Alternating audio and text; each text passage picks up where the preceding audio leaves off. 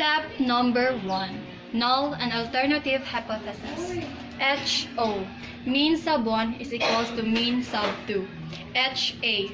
Mean sub 1 is not equal to mean sub 2. Step number 2. Level of significance and appropriate test statistics. The level of significance is equals to 0.10.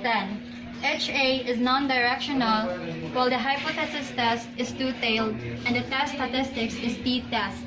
Number 3. Degrees of freedom. Degrees of freedom is equal to open parenthesis 2.2 squared over 15 plus 2.68 squared over 8 close parenthesis divided by open parenthesis 2.2 squared over 15 close parenthesis squared divided by 15 minus 1 plus open parenthesis 2.68 squared over 8 close parenthesis 2 divided by 8 minus 1 is equal to 1.220466666 divided by 0.858819203 is equal to 1. Critical region. T is greater than A over 2 df. T is greater than 3.078. Step number 4. Compute the T value. T is equal to open parenthesis 20.5 minus 15.8 close parenthesis minus 0 is equal to 4.7 divided by square root open parenthesis 2.2 squared over 15 plus 2.68 squared over 8 close parenthesis is equal to 1.104747331 is equal to 4.25.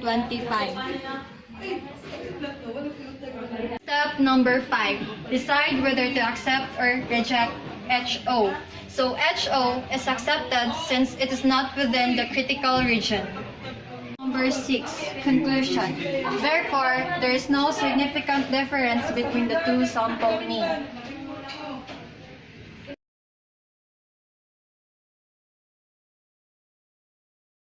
Problem number 2. Step 1. Null and alternative hypothesis. HO mean sub 1 is equal to mean sub 2. HA mean sub 1 is greater than mean sub 2. Step number 2. Level of significance and appropriate test statistics. HA is left-tailed. Level of significance is equal to 0.05.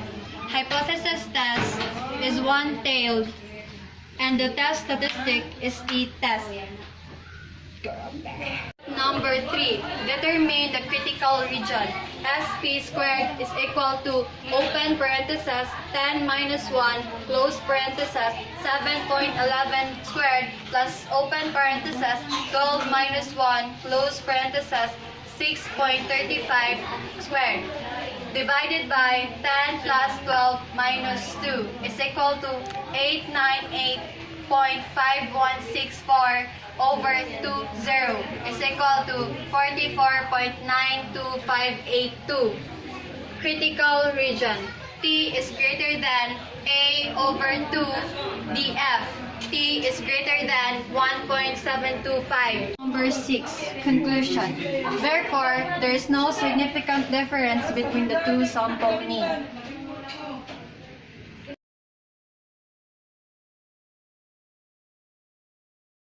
Problem number 3. Step 1. Null and alternative hypothesis. HO mean sub 1 is equal to mean sub 2. HA mean sub 1 is greater than mean sub 2. Step number 2. Level of significance and appropriate test statistic. The level of significance is equal to 0.05. HA is right-tailed. Hypothesis test is one-tailed, and the test statistics is t-test. Number 3. Determine the critical region. T is greater than A over 2 df. T is greater than 1.74t. Number 4. Compute the t value. T is equal to 20 minus 30 over 13.8 divided by the square root of 18 is equal to negative 18 over 3.252691193 is equal to negative 5.53. Step number 5. Decide whether to accept or reject HO. So HO is rejected since it is within the critical region. Step number 6. Conclusion. Therefore, there is a significance between population mean. Yes.